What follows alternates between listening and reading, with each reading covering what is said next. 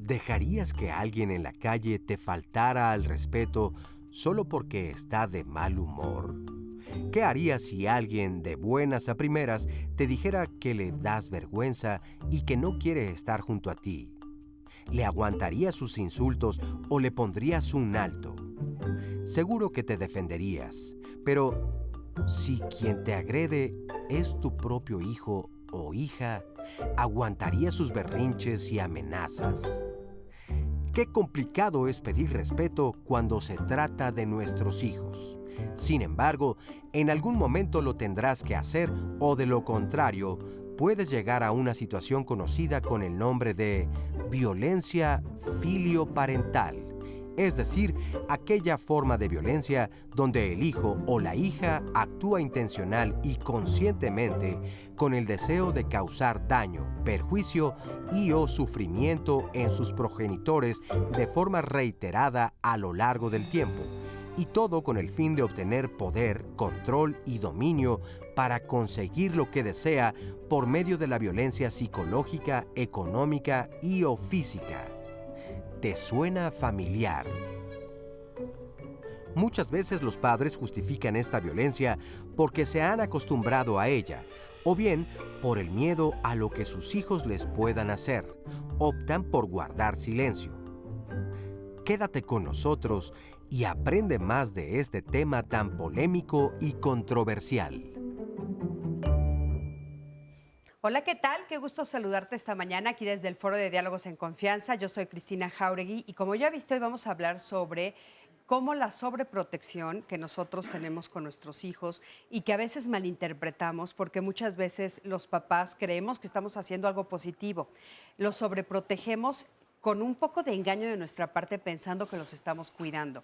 Y la sobreprotección produce hijos violentos. O sea, y a su vez, como hemos dicho muchas veces aquí en el programa de diálogos, sobreproteger a nuestros hijos es también ser violento con ellos. ¿Por qué? Porque les cortamos las alas, porque no los dejamos desarrollarse, tener sus propias herramientas, en fin.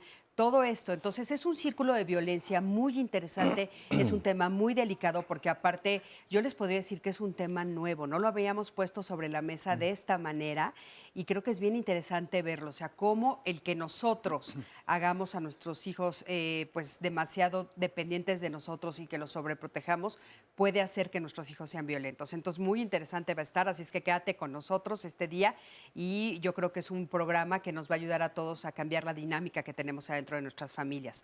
Buenos días, mi Sandy, ¿cómo estás? Hola, Cris, muy bien. Pues leyendo a todos los que se van conectando aquí a través de Facebook Live, por ejemplo, nos hace una pregunta Katia Sofía que dice, excelente tema, muy buenos y hermosos días. ¿Cuáles serían las consecuencias de no saber detener este tipo de comportamientos a tiempo? ¿Cómo afectaría a ese adulto lo que vivió en su niñez y cómo afectaría a la sociedad? Pues precisamente creo que esta duda se va a resolver a lo largo de todo el programa. De eso se trata, de ver cómo lo que vivimos en la niñez y cómo a lo mejor no tener límites o tener violencia dentro de casa, pues puede repercutir en muchas maneras. No se lo pierdan, va a estar muy interesante. Gracias y saludos a todos los que ya se están aquí apuntando en Facebook Live. Recuerde que todos los programas los transmitimos por Facebook Live y después se quedan en YouTube para que usted los pueda consultar. También tenemos nuestro Twitter, que es @diálogos, canal 11, y tenemos la línea de contacto con la audiencia, que es vía telefónica. Así que todas estas maneras para que usted nos cuente su historia y sobre todo podamos resolver sus dudas. Por supuesto que sí. Y bueno, también está con nosotros, como todos los días, Fabiola Ruiz e Istiel Caneda, que ellas son las intérpretes de lengua de señas mexicana que nos acompañan durante todo el programa y les doy los buenos días a cada una de ellas. Y está como invitados el día de hoy con nosotros, está Blanca Fabiola González. Ella es profesora de la Universidad de La Salle y terapeuta familiar, especialista en violencia filioparental. Fabiola, ¿cómo estás? Hola Cristina, pues muy bien, muy contenta, buenos días, muy contenta de estar aquí, de que me hayas invitado a tu programa. Bienvenida, qué gusto tenerte por aquí. Eduardo Ibarra también está con nosotros, él es psicoterapeuta del Centro de Atención y Educación Psicológica Iscalti. ¿Cómo estás, Eduardo? Bien, muchas gracias por la invitación. Aquí estamos Bienvenido. nuevamente. Sí, Gracias. muy importante tenerlos a todos ustedes aquí. Esmeralda también está con nosotros, Esmeralda Arriaga Cruz. Ella es psiquiatra y psicoanalista. ¿Cómo estás, Esmeralda? Bien, Cris. Buenos días, Qué mucho gusto tenerte de por aquí volverte a ver. también. Sí, igualmente, qué gusto volvernos a ver. Volver a coincidir es importante. Adrián Aldrete Quiñones también está con nosotros, psicoanalista y terapeuta familiar y de pareja de la Asociación Mexicana de Psicoterapia Analítica del grupo AMPAC. Adrián, ¿cómo estás? ¿Qué tal, Cristina? Buenos días a todos. Gracias por la Qué invitación. gusto tenerlos a todos por acá. Y bueno, yo creo que es muy importante este tema, ¿no? Es un tema que para nosotros es como importante dejar como muy claro que lo que queremos es pues explicarles al público que nos está viendo, a los papás, a las mamás, a los abuelos, etcétera, cómo es que de la sobreprotección podemos brincar a tener hijos violentos, ¿no? A que los hijos a su vez se volteen y nos sean violentos. Entonces, vamos a empezar con este sondeo y ahorita regresamos para oír sus opiniones. Adelante. Yo creo que parte del proceso de educación de los últimos tiempos ha sido de que pues han cambiado los sistemas educativos, ya no hay respeto hacia los maestros, ya no hay respeto hacia la familia. Es parte de la formación que también nosotros les damos y las situaciones que nosotros también les permitimos, todo eso contribuye. Vivimos en una ciudad en donde la cultura se ha vuelto una cultura de violencia. Yo sobre todo imagino ahorita, me viene a la mente los medios de comunicación. Ahorita ya no es la misma educación que antes. Por la falta de educación desde chicos. Depende de cómo uno los eduque, ¿no? Cómo uno los vaya formando.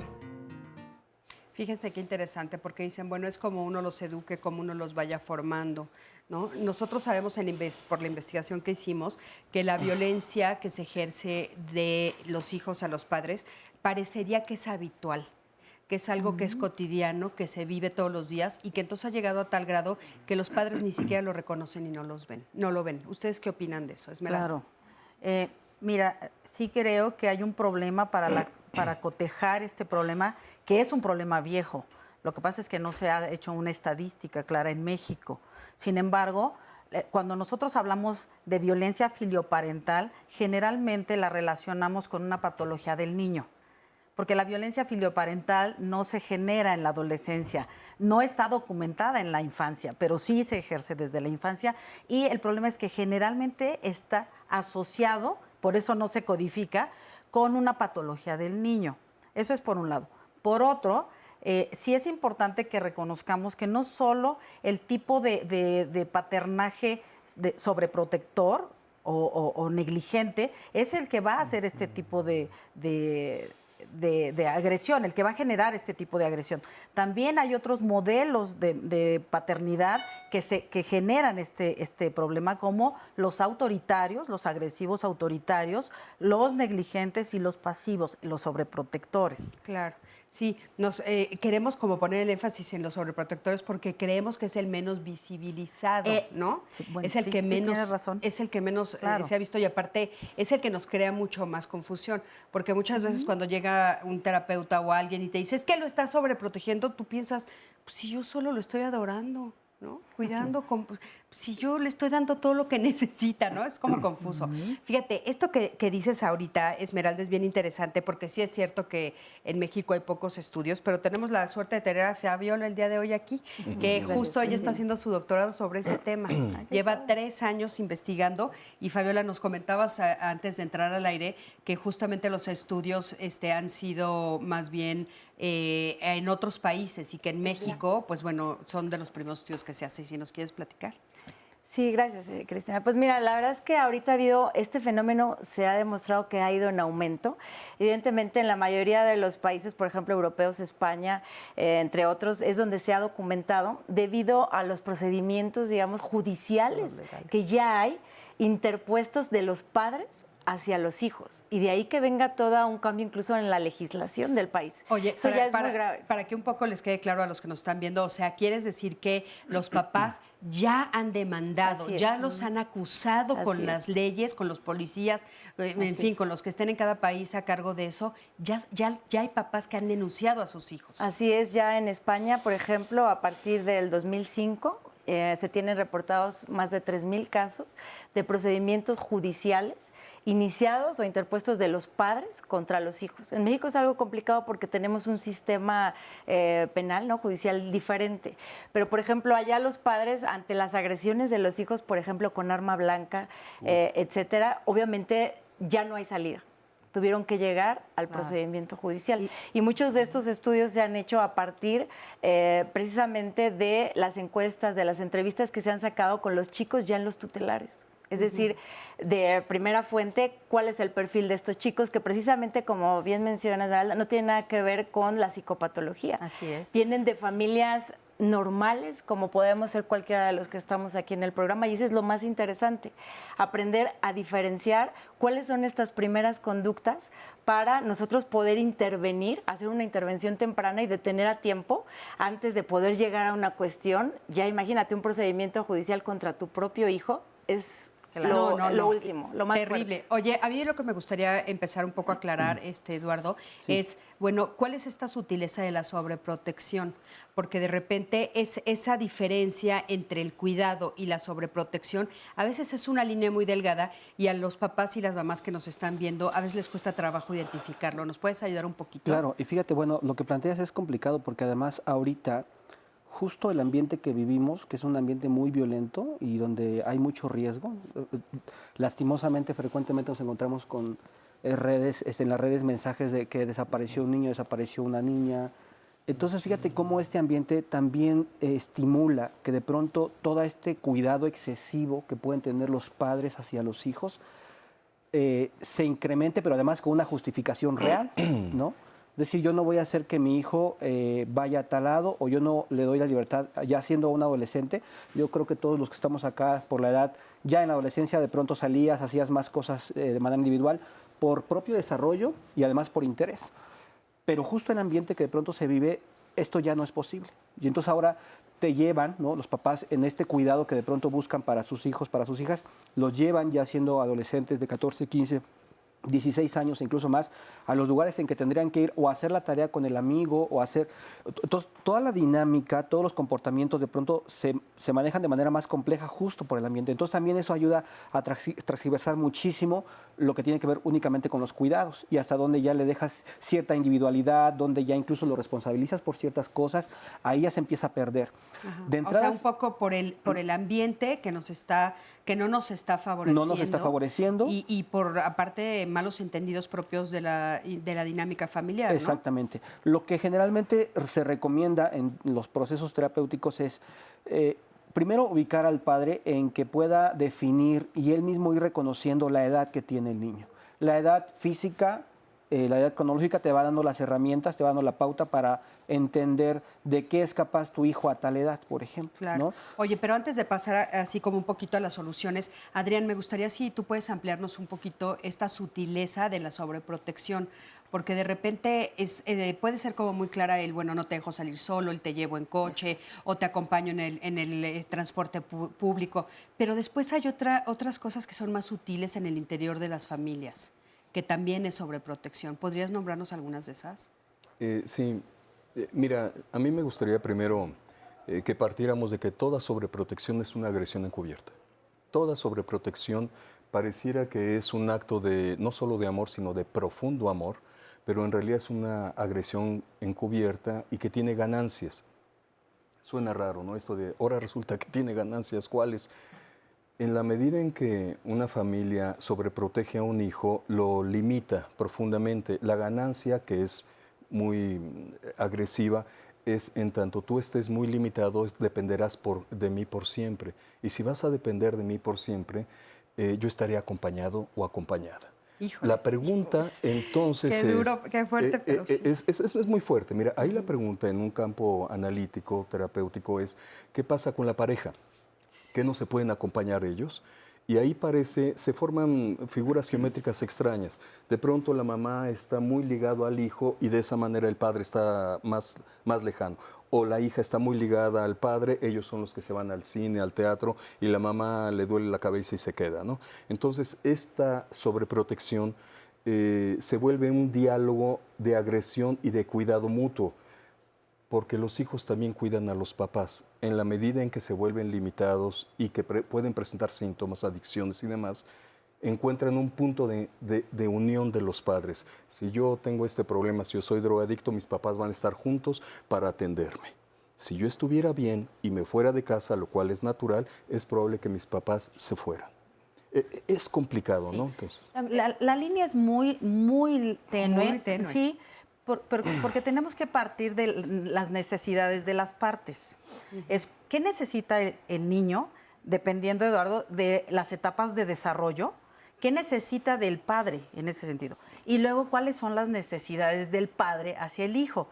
En eso sí se entremezclan un montón de circunstancias inconscientes, claro que sí, muchas veces, pero partimos de... ¿Te queda claro, papá, cuáles son las necesidades de tu hijo dependiendo de la etapa del desarrollo en la que se encuentra? Claro. O sea, y les voy a poner ejemplos muy básicos. Es la mamá que un bebé de semanas, el bebé se está metiendo el dedo a la boca porque es la manera que tiene de empezar a entender el mundo, y la mamá se lo quita. Esa es una. Pero luego empieza el gateo y no los dejan gatear. ¿Y saben por qué? Porque se ensucian. Claro. ¿No? Y después, cuando quieren empezar con el triciclo, tampoco. ¿Por qué? Porque se caen. Y luego, si quieren correr, tampoco pueden dejarlos correr. ¿Por qué? Porque se van a lastimar. Y, a ver, en términos del desarrollo, tenemos que tener claro cuáles son las habilidades que va adquiriendo el niño y que tiene que ejercitarlas. Híjole, qué importante. Sandy, yo quería preguntar, porque también, que si tiene que ver el entorno y el lugar en el que vive la familia y las circunstancias. Nos están preguntando, Pilar Mera dice que su hijo mayor está en segundo de secundaria y todavía lo lleva y lo acompaña a la salida. Dice, yo sé que tengo que soltarlo, pero está muy lejos de la escuela y también su casa. Y también pregunta Estela, yo no lo quiero sobreproteger, la quiero cuidar, pero para las circunstancias a las que estamos expuestos de inseguridad, claro, y la situación de la colonia en donde viven, dice, yo no los puedo dejar en libertad así de fácil. ¿Cómo hacerle? Entonces, Híjole, bueno, retomar también esa parte. ¿Sabes qué? Son un chorro de dudas que van a surgir a través del programa. Vamos a un corte, en un momentito regresamos. Quédate con nosotros, estamos en Diálogos en Confianza. Bueno, ya estamos aquí de regreso en Diálogos en Confianza y estamos hablando de cómo la sobreprotección puede ser de manera muy sutil una forma de que nuestros hijos se conviertan en violentos un poco más adelante con nosotros. Y bueno, estábamos comentando sobre esto y a esto se le llama la violencia filoparental. Y entonces yo quiero que, bueno, vayamos a ver el siguiente sondeo porque salimos a la calle y preguntamos, ¿crees que los hijos pueden ser violentos con sus padres? Vamos a ver qué nos contestaron. Acompáñame. No he contado con ver que alguien a mi alrededor golpee o agreda físicamente a su mamá.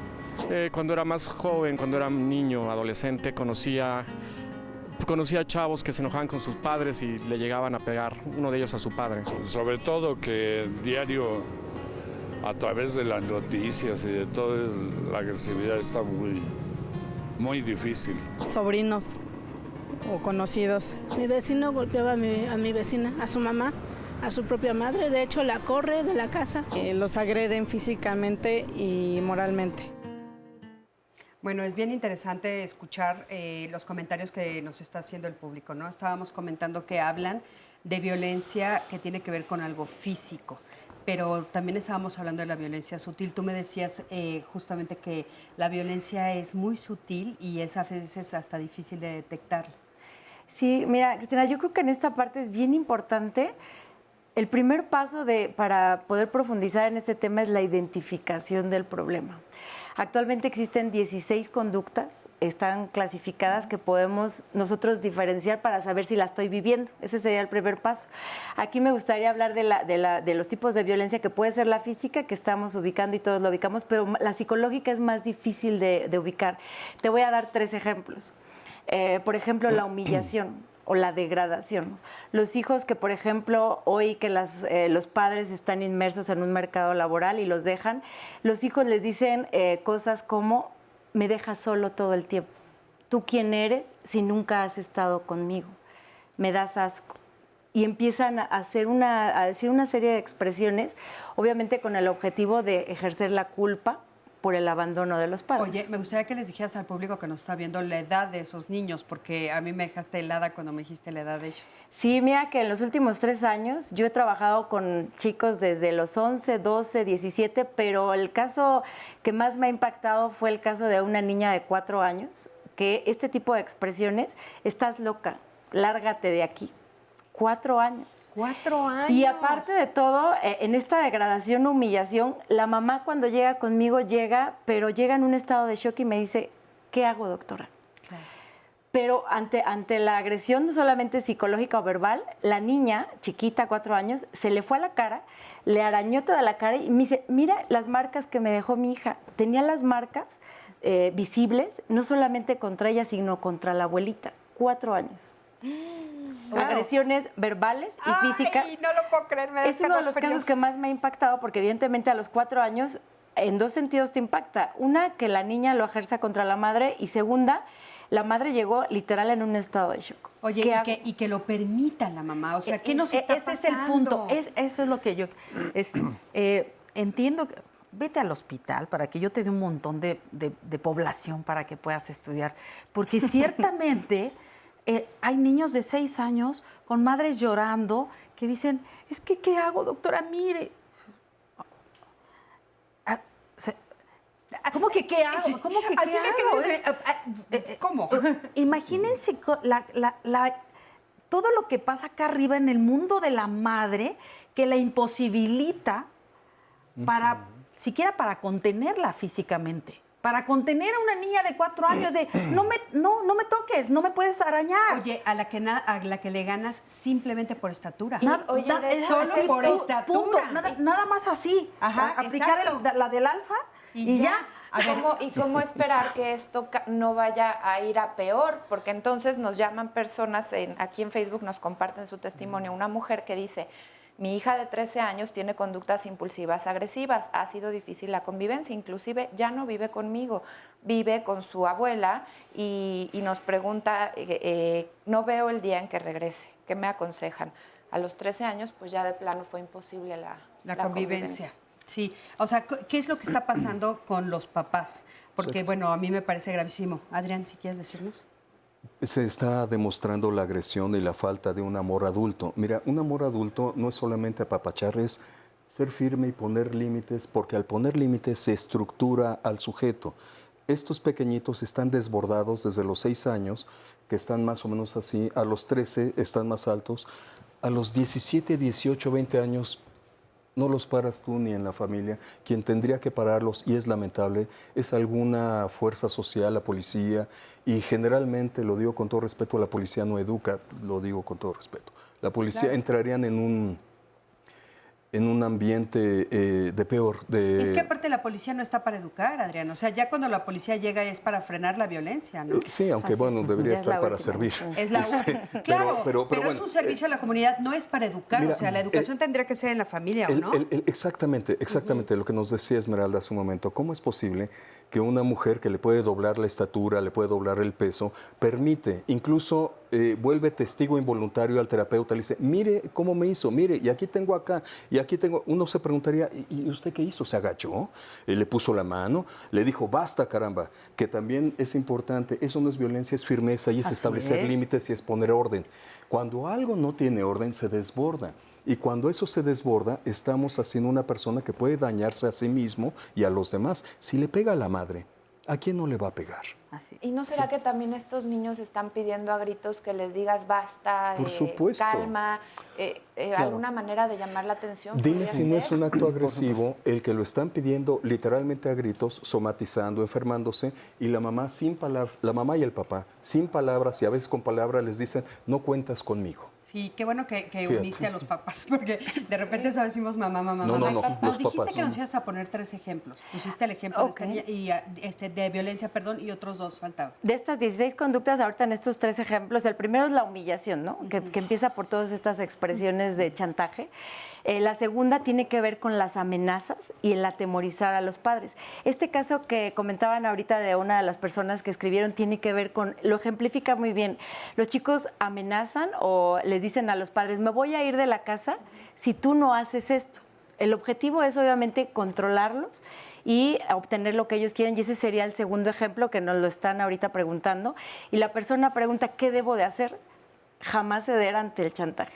Si la persona cede bajo las condiciones del hijo, tiene todo perdido, porque entonces no establece precisamente la autoridad y el límite que se debe de hacer. Es simplemente lo está haciendo como forma de amenazar para poder chantajear a los padres, yéndome de la casa, me voy con la abuela, ya no te quiero, no eres nadie, no sirves para nada. Y la tercera que se llega a dar antes de llegar a la violencia física es el atemorizar. En todos los casos que yo he visto y que llegan conmigo a consulta, los chicos, por ejemplo, los atemorizan rompiendo objetos. Yo agarro y entonces agarro estas lindas tazas y las aviento contra la pared. Y en esa parte de atemorizar, imagínate que tu hijo de 11 años te hace esto. Ya ponen un alto a los padres y los atemorizan. Hay distintos ejemplos, ¿no? Les rompen objetos preciados para objetos, ellos, claro. sus objetos, Los la objetos de televisión, la puerta. Y entonces ahí los padres es cuando entran en shock y ya no saben qué hacer, porque se sienten atemorizados por un hijo que aún siendo que es menor que ellos, ya los tiene primero en esta parte de la violencia psicológica, después de la parte de atemorizar, y antes es cuando ya dan el paso a la violencia física. Híjole. Cuando los Así padres es. intentan calmar en esta parte, no agarres esto, no lo rompas, entran en el forcejeo. Y en el forcejeo es donde viene el paso ya a la cachetada. Yo he tenido pacientes que los hijos bofetean a las mamás. Pero si te fijas, en estos 3 ejemplos que doy, el ciclo se va escalonando. Claro. La violencia, y esto es un dato muy importante, cuando los papás llegan a pedir apoyo, regularmente es un proceso que ya viene de 1 o por lo menos 2 años. Estos ejemplos van escalonando, y cuando ellos llegan a pedir ayudas porque ya llegaron al último nivel, están ya muy no saben qué hacer, atemorizados. y es cuando ya piden ayuda. Oigan, ¿y hay una creencia popular o un mito en torno a que esto solamente sucede en familias disfuncionales? No. Yo quiero que ustedes Claro nos que digan, no. ¿no? Claro que no. Es Es en una general. conducta normalizada. Es una conducta normalizada y está en cualquier estrato. Tiene que ver con los cambios en los modelos familiares, tiene que ver con muchas circunstancias sociales, pero sí es importante que los papás sepan que el niño está en un proceso de formación neurológica. O sea, imaginen ustedes, por el ejemplo que ponías, que es impresionante y que de ese he visto Miles. un montón Sí, en sí. un hospital de concentración. Muchos de ellos sin patología, por cierto, la patología es del sistema familiar. Y entiendan que la corteza cerebral está en absoluto desarrollo. Una corteza cerebral que se va a consolidar por ahí de los 30 años. O sea, imagínate, y que después va a ser un boom espantoso en la adolescencia. Es decir, ¿qué necesita el niño de ti a esa edad? Una edad en donde por propio desarrollo está buscando que el deseo se cumpla. Quiero esto, quiero aquello, quiero lo otro. Y entonces la autoridad que se supone que tiene elementos, dice, no por esto, no por esto. O basta. Frente a estos nuevos sistemas de educación que dicen la no violencia, han confundido espantosamente la disciplina con la permisividad absoluta. Espantosamente. Y entonces dices, es que doctora, es que ya no puedo ni hacerle así. Dices, no, espérate, ¿qué te dije? Basta. Llamar la atención. Basta, es llamar la atención, alertar a la conciencia. Sí. Pero hemos caído en una indiferencia ante las necesidades del niño, porque también atrás hay un montón de circunstancias que están apareciendo. Los papás son más grandes, cada vez se tienen hijos más grandes. Pero desde antes también pasaba, ¿no, Esperanza? O sea, las familias monoparentales. Los hijos únicos. O sea, que hay un montón, en la estructura de la familia se ha modificado un montón. Sí, Esmeralda, esos modelos. Perdón. ¿Sabe? Sí, pero yo creo que como que hay una generación muy grande, ahorita está permeando más. O sea, yo sí recuerdo, por ejemplo, a la generación de mis abuelos, a la generación de mis padres, como un poco más de respeto teníamos ante ellos. Ya creo que a partir de mi generación empezamos a estar como muy confundidos. Los papás, lo hemos dicho mucho, somos la generación regañada por nuestros padres y regañada por nuestros hijos, desgraciadamente, ¿no? Pero es que hay ejemplos como el que acabas de poner. Yo nada más les quiero comentar rapidísimo lo que a mí me pasó. Mi hija, la más grande, un día llega y me dice, pues no me gustó lo que me dijiste, chiquitita, me voy a ir a vivir con mi tía, ¿no? Que adoraba a su tía. Le dije, muy bien, mi amor, órale, ¿sabes? Le abrí la puerta, ¿no? No, es que voy a hacer mi maleta. No, mi vida. Todo lo que está aquí es en esta casa. Órale, salte, vete. Le abrí la puerta y era chiquitita, ¿eh? Y se la cerré, claro, yo por el hoyito lo estaba viendo, ¿no? Ya sabes. Y ella así paradita y no supo qué hacer y me tocó, pero no me vas a llevar, no, mi amor. No, si te quieres ir, pues te tienes que ir tú. Jamás me lo volvió a decir, jamás, nunca se le volvió a ocurrir, pero me atreví a hacerlo. Claro. O sea, me atreví a decirle, órale, vete, órale, Sí, camine. tiene que ver con romper ¿no? esas propias angustias de los padres. Pero me costó, ¿eh? Sí, Eduardo, ¿no? y mucho. Estaba yo asomada por el de este, los tengo que decir, hay yo dije, ¿a hay dónde viene gente que esta no niña? puede con esa angustia. A ti te costó y lo hiciste, hay gente que le cuesta y no puede hacerlo. No lo hace. Y justamente este impedimento es lo que hace que los niños adquieran ese poder, en donde creen que pueden controlar, y lo hacen, emocionalmente a los padres. Entonces, lo que mencionaban, el orden, la estructura, el decirle un ya basta, el hablarle fuerte también.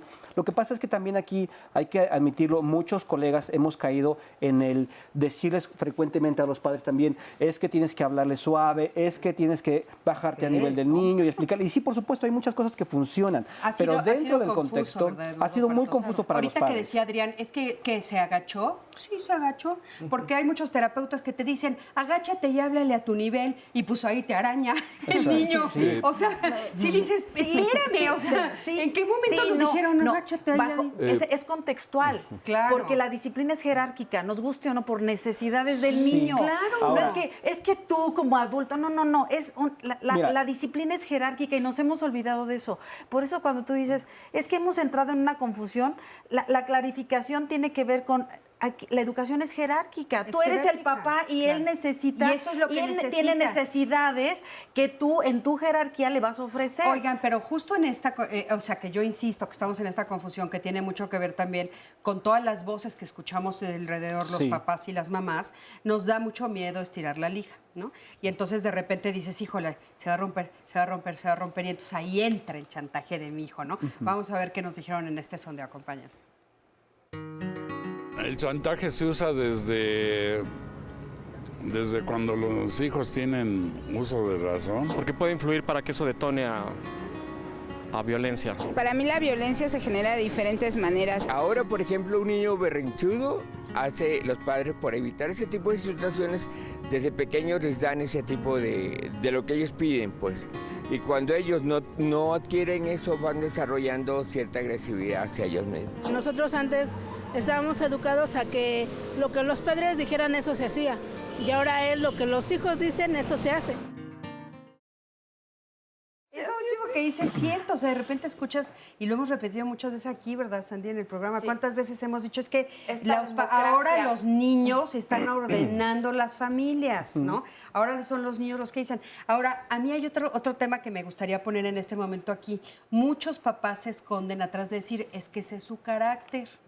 Nació con carácter fuerte mi hijo, y entonces, pues ahí justifican la violencia de Fíjate los que es curioso niños. porque muchos papás siempre dicen, es que desde chiquito, y era así. Así ¿no? era de- Que Desde también chiquito. es cierto, hay niños más Sí, difíciles que otros. Lo sé, Eduardo. pero por ejemplo, desde chiquito, todos los niños desde chiquitos quieren hacer su santa voluntad y entonces van a gritar, van a hacer su berrinche, van a patalear y eso de pronto los papás lo confunden con, es que es de temperamento fuerte. No, papá, no, mamá, el niño está haciendo un berrinche, quiere hacer su santa voluntad y te toca formarlo y te toca ser firme y te toca estructurarlo. No es de carácter fuerte. Fíjate cómo cuando tú te mantienes firme, este carácter fuerte, entre comillas, se le va bajando y va entendiendo que hay una jerarquía, que hay un papá, que hay una mamá, que va a decir cómo y de qué manera se hacen las aparte el cosas. carácter fuerte no se debe de manifestar de esa manera, No. ¿no? A ver, Adrián, ¿querías comentar algo? Es que hay varias cosas. Sí, a ver por si, favor, mira, yo discrepo con una parte que se planteó aquí. Cuando hay violencia, la violencia es un síntoma de un grupo familiar. Y es un síntoma de un grupo familiar cuando este es disfuncional. Entonces sí, una expresión de la disfuncionalidad de la familia es la violencia. Voy a aclarar algo. Una familia funcional no es una que no tenga problemas. No hay familia, no hay pareja que no tenga problemas. Todas tienen problemas. El punto es cómo se abordan.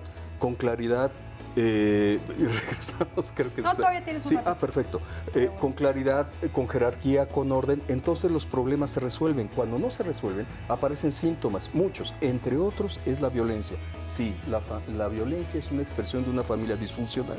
El punto es que si un papá, una mamá, no estructuran a un chamaco, entonces lo desorganizan. Y eso es lo que le dejan, se quedan con eso y le dejan al mundo. Entonces, sí es un punto básico. La disfuncionalidad, por supuesto, que genera no solo violencia, genera muchas cosas, ¿no? Entonces, sería un punto importante. Sí, efectivamente, vamos a ir a un corte y entonces regresando, nos gustaría saber, bueno, ¿qué es una familia estructurada? Ándale. Porque de repente, pues, casi todos parecemos ser disfuncionales, ¿no? Pero ahorita regresando no nos dices, vamos a un corte. Quédate con nosotros.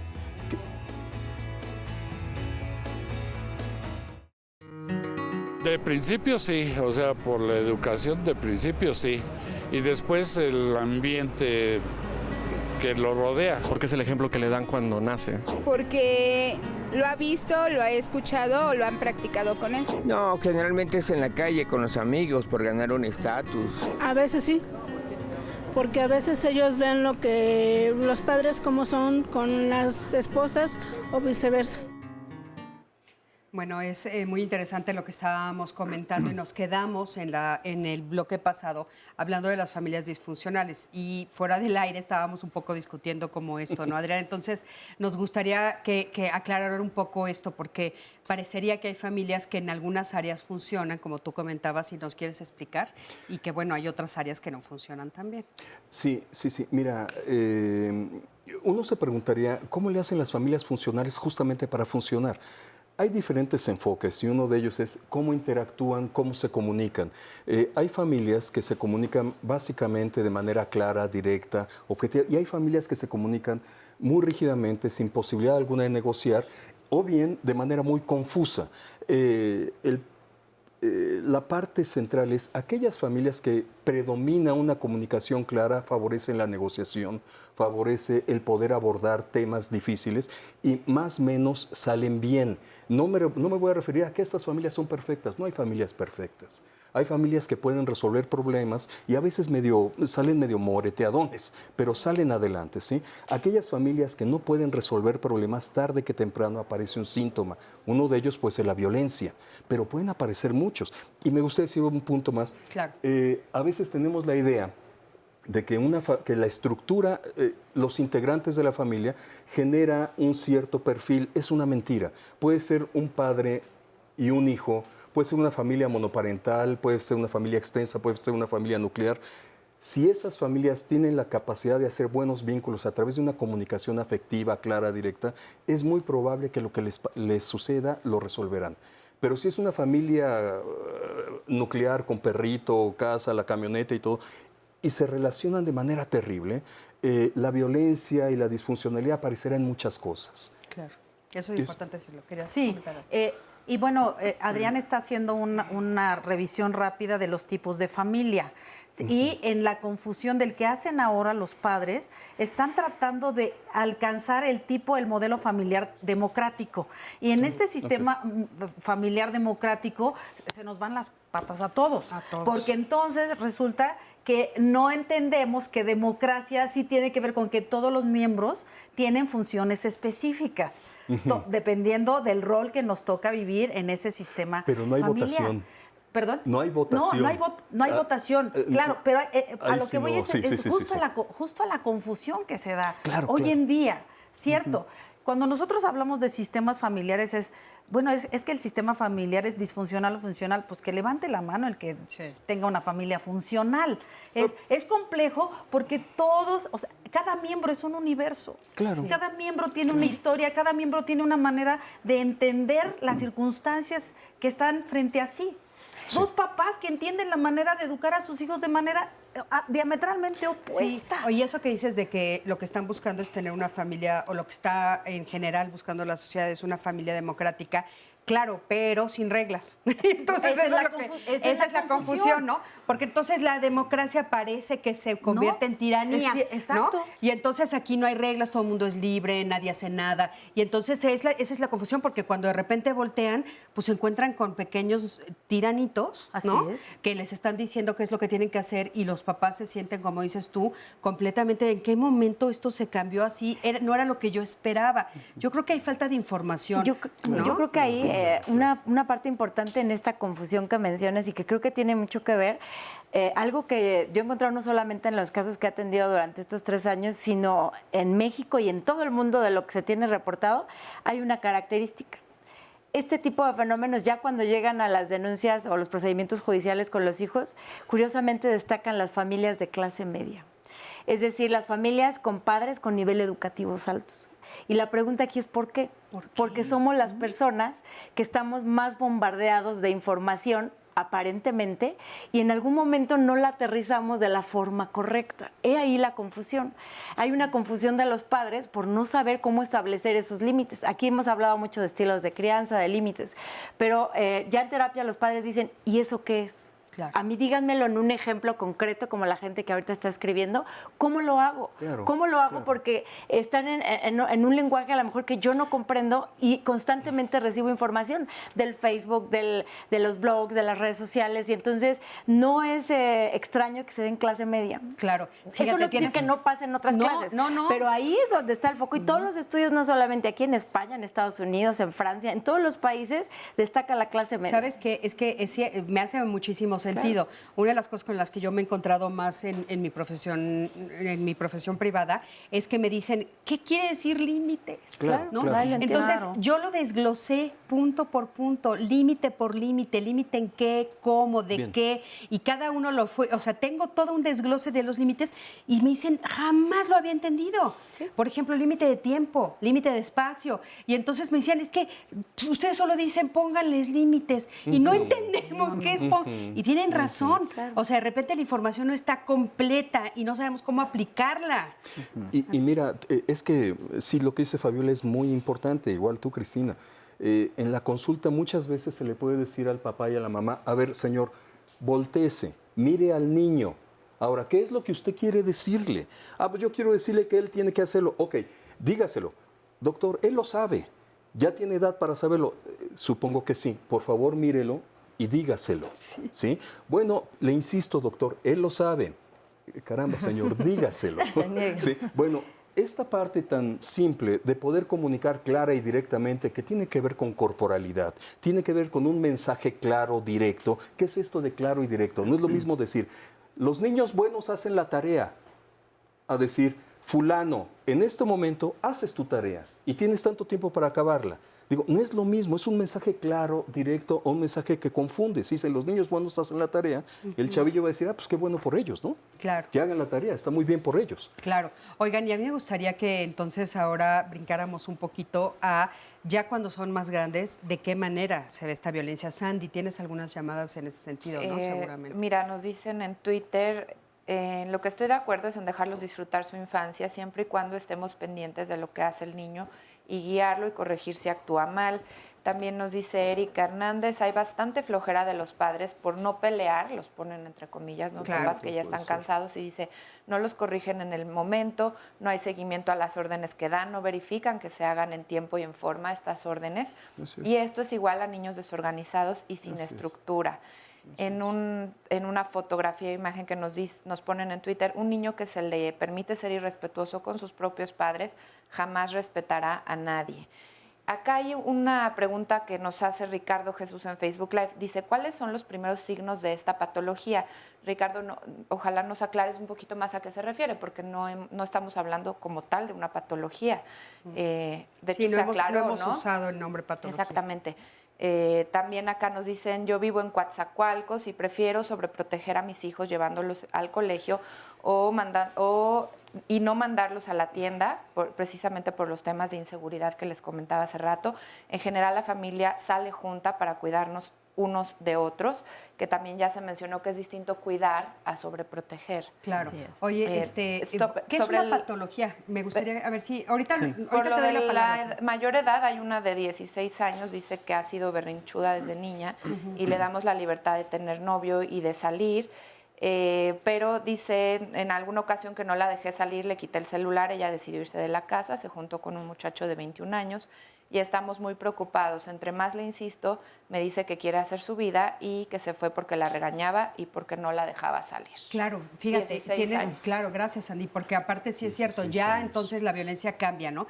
Ya no es solo la amenaza, sino que sí lo realizan, pero no, ¿por qué no es una patología? Bueno, no estamos hablando de un trastorno como tal o de una enfermedad como tal. En cuestión de patología nos referiríamos a una psicopatología que tendría que ver con una enfermedad mental o con un trastorno como tal. Hablamos más bien de síntomas en todo caso y lo que estamos planteando aquí es una sintomatología en la familia, una dinámica enfermiza quizá que daña, pero no se diagnostica como tal en el caso de... Y sí cambia la dinámica ya cuando estamos hablando de adolescentes, ¿no? Muchísimo, cambia muchísimo porque a pesar de que sí ha habido agresiones en infantes, sobre todo la parte física es bastante peligrosa. Estamos hablando de adolescentes que pueden llegar a lastimar seriamente o a asesinar o a matar a sus padres. El simple hecho de empujar y de que el papá, la mamá se caiga, se golpee, se abra la cabeza, o sea, sí son cuestiones bastante mucho más complicadas y ahí sí de pronto la recomendación ya termina siendo en el momento en que tu hijo se ponga así, tienes que llamar a una patrulla. ¿Sí? Esto es cuando sobre todo no hay una contención familiar. Hay veces que de pronto en estas familias mexicanas pues está el tío, la tía cerca, el cuñado, no sé, en la mayoría de las familias que viven como más cercanas, siempre hay un familiar a quien recurrir, pero muchas veces en este tipo de situaciones vemos a un padre o a una madre que están solos con el hijo. Oye, Eduardo, ¿qué tan realista es que eso suceda? Porque la verdad es que es difícil encontrarte el caso de que una mamá o un papá sí le llame a la patrulla. Mira, creo que es poco realista, salvo la gravedad de la situación y salvo la frecuencia. Cuando un padre, de pronto una madre, ven que esto ya es muy constante, yo creo que aguantan mucho las primeras veces y les dan otra alternativa, dejan que los hijos incluso se vayan. Hay adolescentes que se van y viven con algunos otros amigos o familiares, dan todavía esa contención los papás. No le entran a la parte del esto ya es un problema fuerte, legal, ¿no? Y tienes que acudir a las autoridades. Sí, claro. Es poco probable. Oigan, en los casos, por lo menos, perdón, en consulta, es poco probable. Sí, es que de repente ya llegar a esos grados, no sé, ustedes nos dirán, pero emocionalmente para un papá y una mamá, pues es más bien es quedarse pasmado, ¿no? Así, y bueno, sí se llega a asesinatos, lo hemos sabido, ¿no? Vamos a escuchar, tenemos un testimonio aquí. Adelante, por favor. Gracias, buenos días. Buenos días. Bueno, pues ahorita yo que estaba escuchando, pues yo me estoy viendo muy reflejada con todas las experiencias, porque yo he sido una madre sobreprotectora. Siempre pensé que tenía que proteger a mis hijos de pues todo lo que les podía causar daño. Y bueno, pues para mí ha sido terrible conocer que es una de las agresiones peores que puede tener uno hacia un hijo. ¿De qué manera lo has visto reflejado de regreso? Creo que yo tuve que tomar una terapia para darme cuenta de cuánto daño les causé a mis hijos, especialmente a mi hijo. Cuando él decidió que ya no lo llevara yo a la escuela, que yo no estuviera yo al pendiente de con quién se juntaba, con quién andaba, pues me dijo, ¿sabes qué? Ya no quiero que me sigas llevando a la escuela porque ya tengo tal edad y quiero ser dueño de mi vida. Entonces yo dije, uy, pues creo que no va a ser posible, ¿no? Porque pues tú tienes que terminar una carrera, tienes que ser una persona como yo quiero que seas, un profesionista, alguien que valga, alguien que me dé prestigio, que me sienta yo orgullosa de que tú eres mi hijo. Y la verdad, pues afortunadamente yo ya estaba en esta terapia y me dijeron que lo dejara. Y yo pensé, no lo puedo dejar, ¿cómo lo voy a dejar? Se va a hacer un borracho, etcétera, etcétera, etcétera. Y pues sí me causó mucho dolor, mucho sufrimiento, pero lo tuve que soltar, lo tuve que dejar. ¿Qué edad tenía él? Él tenía 18 años y él empezó precisamente pues a hacer cosas que a mí no me gustaba, a tomar, a andar con que yo consideraba malas compañías. Oye, ¿estabas tú sola? ¿Eres mamá soltera? No. Junto con su papá, pero al final de cuentas a mí me dijeron, pues, deja que, porque yo llegó un momento en que ya no pude con él, claro. Y me dijeron, pues, que se haga cargo su papá de él. Entonces, ¿y sí se hizo cargo? Pues sí, pero pues terminó él haciendo muchas cosas de las que a mí no me gustaron. Claro, ahora, ¿tú reconociste algún tipo de violencia directa a tu persona? Sí, de hecho, él dejó de hablarme. Él, cuando él se casó, me dijo, bueno, pues es que quiero vivir con ustedes, nos pidió permiso para vivir con nosotros y me dijo, bueno, pues es que aquí hay, yo le dije, aquí hay reglas y tú sabes que yo pongo las reglas. Y me dijo un día, pues ¿sabes qué? Pues me voy porque me corriste de tu casa. En ningún momento lo corrí. Simple y sencillamente le mencioné las reglas y él me dijo, pues es que yo me vine a vivir aquí para que tú cuidaras a mi esposa y cuidaras a mi nieta. Y dije, perdóname, pero pues yo no soy tu cuidadora, o sea, te estoy dando la oportunidad de que tú crezcas. Él se fue y entonces mantuvo en silencio la comunicación contigo. Sí. Fíjate que eso es muy interesante porque eso te agradezco muchísimo porque no había salido todavía aquí en el programa. Esa es otra forma de violentar a los papás. Por ejemplo, ya cuando son más grandes, bueno, no ves a los nietos, no me ves a mí, no me escuchas, no te voy a acompañar en los momentos que antes era compañía para ti, como por ejemplo las fiestas familiares, los cumpleaños, las navidades, etcétera, ¿no? Y eso también es otra forma de violencia. Sí, Cristina, creo que ahí de las 16 formas que hablábamos, mencionamos 3, ¿no? Que es la parte de la humillación, la parte de las amenazas, de atemorizar, pero creo que ahí esta que menciona nuestro público es muy importante, que tiene que ver con retirar las muestras de afecto. Ay, sí, porque ahorita también una de las llamadas que teníamos aquí en el programa dicen, ¿cuáles son los primeros signos? Yo cómo lo detecto. Creo que valdría la pena ahorita también seguir profundizando en esto para que las personas cuando identifiquen alguna de estas 16 ejemplos, conductas, lo hablen. Lo hablen y no lleguen hasta esta última, que es cuando ya... ¿Nos podrías dar la lista de las 16 para que la subamos acabando el programa? Claro. También otra cosa importante, la culpa, o sea, que te hacen sentir culpable como mamá no estás cumpliendo con lo que te tocaba, que era cuidar a mi esposa. Y la verdad es que muchos papás ahí nos perdemos porque nos sentimos muy mal. Deberías de ver la cara que acaba de hacer por acá Esmeralda de no necesariamente en ese ejemplo, pero en muchas veces sí es que eres mala. Qué mala onda, mamá. Sí. ¿Se acuerdan que en un programa sacamos eso de lo mala onda? No, y eso que dices repente te confundes más lo que te dice la sociedad que debes de cumplir y de hacer. No, pero pues esa frase perdidos. que acabas de decir es súper común. Escuchamos muchas veces a niños o jóvenes y jovencitas diciendo, pues mamá, ayúdame. O sea, es que tengo que trabajar. Y ¿Eres pues, mi mamá? ¿Eres mi mamá? ¿Quién va a cuidar a mi hijo? ¿Quién va a cuidar a mi hija? Pues sí, pero yo no me divertí para tenerlo, ¿sabes? ¿No? Yo a ti ya te tuve, yo ya te mantuve, tú te divertiste, ahora tú cuídalo, ¿no? Porque, o sea, es chistosísimo, pero sí, bueno, no chistosísimo, no es tristísimo, pero así pasa. Y ahí, eso no tiene nada. Si gustos, ¿no? Al final, nosotros, bueno, yo he estado trabajando durante estos últimos años con un test precisamente adaptado para aquí, para la población en México, que somos diferentes, para identificar, que las personas puedan identificar si ya están cumpliendo con alguna de estas 16 conductas, como cosificar, ¿no? Ningunear, ¿no?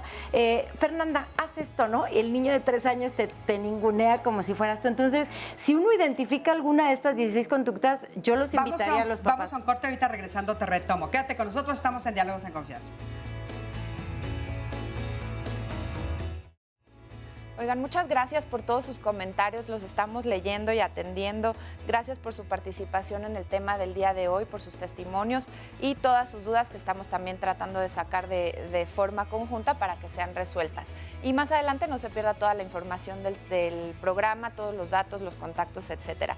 Y en el tema de mañana le adelanto que vamos a hablar de cómo impacta el exceso de información a las emociones. Justamente hace unos minutos aquí en el programa se mencionó esto del exceso de información. Nos llega información por parte del internet, por parte de alguna amiga, de los chats. Entonces empezamos a a tener que desglosar toda esta información y muchas veces nos sentimos abrumados, afecta nuestras emociones de verdad. Hay veces que dicen el que nada sabe, nada teme. ¿Ustedes se han sentido así ante algo que les genera una duda? ¿Se han metido a internet a buscar y de pronto sale uno más preocupado de lo que estaba? Vamos a hablar de esto el día de mañana. Ayúdenos con sus ejemplos y con sus opiniones y no se lo pierda. Y mientras vamos a ver un resumen de lo que ya se dijo hoy.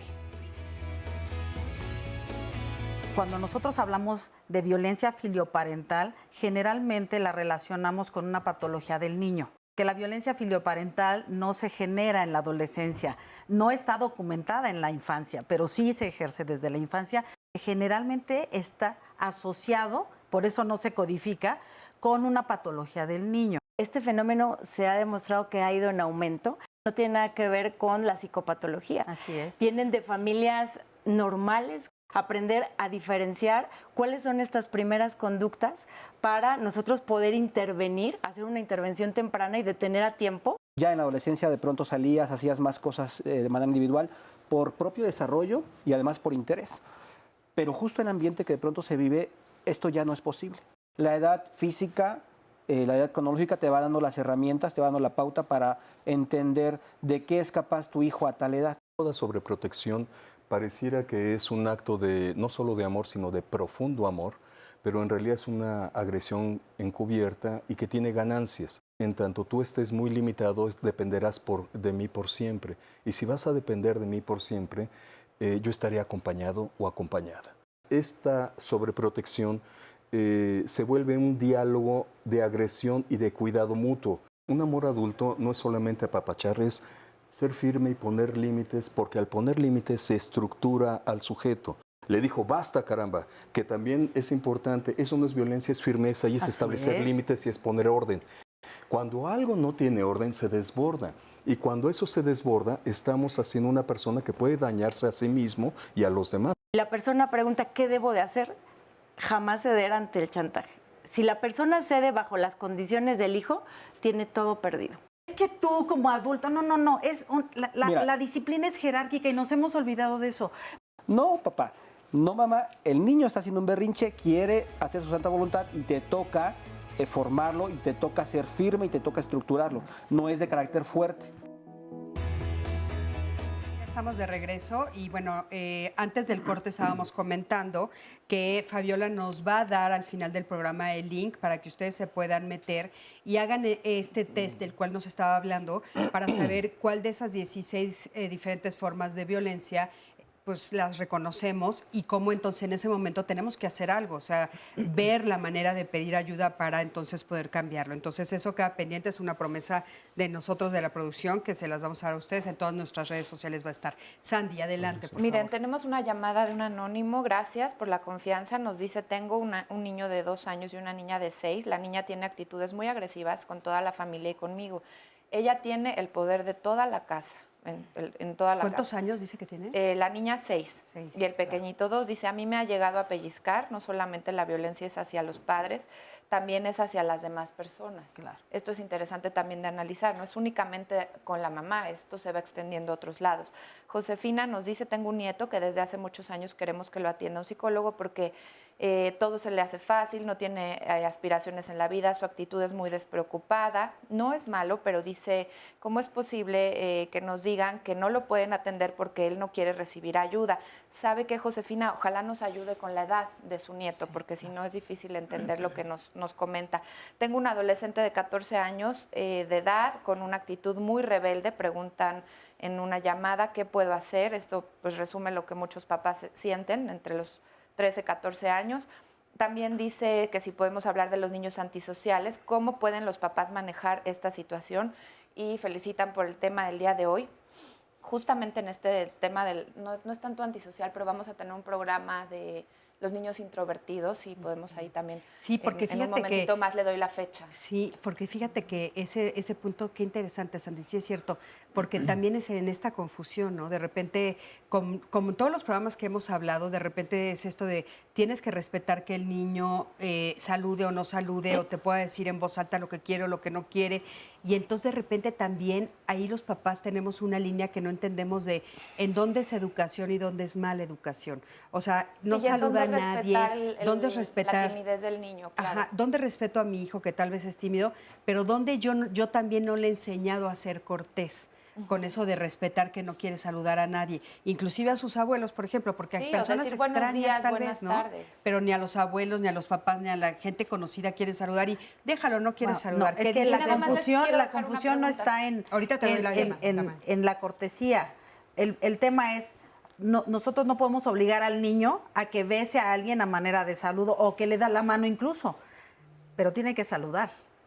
¿Sí me explico? O sea, a ver, explícanos, porque no nos queda claro. Porque yo le diría a mi niño, dale un beso, saluda. A ver, dale la mano, dale un abrazo a tu tío que no has visto en 10 años. El niño no quiere, o sea, ni lo conoce, está chiquito. Ahí estamos hablando de respeto. Okay, Otra. Pero a ver. El punto es, ahí que diga saluda. por lo menos buenas tardes. El punto es saluda. Okay. El punto es saluda, no es como yo diga, no es como yo quiera o como yo creo que es un saludo. O sea, no me interesa que lo abraces. Ni que lo abraces, ni des la mano, ni le des un beso. Saluda cuando tú llegas a una casa. Hola, buenas tardes. Ok. Tú saludas. Eso, pero, por ejemplo, yo les estaba comentando cuando son los abuelos, los tíos, no un desconocido, personas que conocen perfectamente bien, que los quieren, los aman y los cuidan. Es que justamente el problema cuando hablan de confusión de límites es, los límites son para todos. Es para todos. O sea, ¿por qué tendría que haber una diferencia porque es tu abuelo? ¿Porque le tienes confianza? Por eso a él sí, con él sí se puede. Los límites son para todos. Claro. No se contextualiza, es aquí y en la escuela y cuando estás en una fiesta con tu amigo y cuando estás aquí. Sí. No, por eso, es que de la misma manera, pero esa es la confusión. No tendría que importar si son los abuelos o son los tíos o es el tío querido para que tú llegases y lo obligaras a dar un abrazo. A eso se refiere. O que no salude porque es el abuelo. Exacto, lo que sí es, tienes que saludar. Buenos días, buenas tardes, buenas noches. O sea, saludar, si no pero quieres dar la mano, si no quieres abrazar, si no quieres dar el beso, está bien, pero saludas.